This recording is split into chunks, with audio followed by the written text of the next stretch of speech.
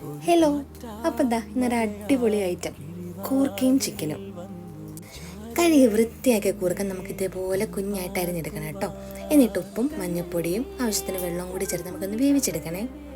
അപ്പോൾ അത് അവിടെ നിന്ന് റെഡി ആവട്ടല്ലേ. നമുക്കിനി ചിക്കൻ നോക്കാം. ചിക്കൻ കഴുകി വൃത്തിയാക്കി മസാലയൊക്കെ പുരട്ടി വെച്ചേക്കുവാണ് കേട്ടോ. മസാല എന്തൊക്കെയാണെന്ന് പ്രത്യേകിച്ച് പറയണ്ടല്ലോ അല്ലേ, എല്ലാവർക്കും അറിയാവുന്നതാണ്. അതിനുശേഷം ഒരു പാനിലേക്ക് കടുക് പൊട്ടിച്ച് സവോള, തക്കാളി, കറിവേപ്പില, ഇഞ്ചി വെളുത്തുള്ളി പേസ്റ്റ് ഇത്രയും കൂടെ നമുക്ക് ആഡ് ചെയ്ത് കൊടുക്കണം കേട്ടോ. ആവശ്യത്തിന് ഉപ്പും. ഇതെല്ലാം നന്നായിട്ട് വഴണ്ടി വരുമ്പോൾ നമുക്ക് നമ്മുടെ ചിക്കൻ ആഡ് ചെയ്ത് കൊടുക്കാം കേട്ടോ. ഇതെല്ലാം ഒന്ന് സെറ്റായി വരുമ്പോഴത്തേനും നമുക്ക് വേവിച്ച് വെച്ചിരിക്കുന്ന കൂർക്കയും കൂടെ ആഡ് ചെയ്ത് കൊടുക്കണം കേട്ടോ. ഇതാ ഒരു 1.5 മണിക്കൂറായപ്പോഴത്തേനും ഇതാ ആള് സെറ്റായിട്ട് വന്നിട്ടുണ്ട്. ഇതിൻ്റെ ടേസ്റ്റ് ഞാനായിട്ട് ആരോടും പറയണ്ടല്ലോ അല്ലേ. ഒരു വട്ടെങ്കിലും കഴിച്ചവർക്ക് ഇത് ഏറ്റവും ഫേവറേറ്റ് ആയിട്ടുള്ളൊരു ഐറ്റം ആയിരിക്കും അല്ലേ. അപ്പോൾ അതാ അടിപൊളി ടേസ്റ്റാണ് കേട്ടോ. അപ്പോൾ ട്രൈ ചെയ്ത് നോക്കണേ. Thank you.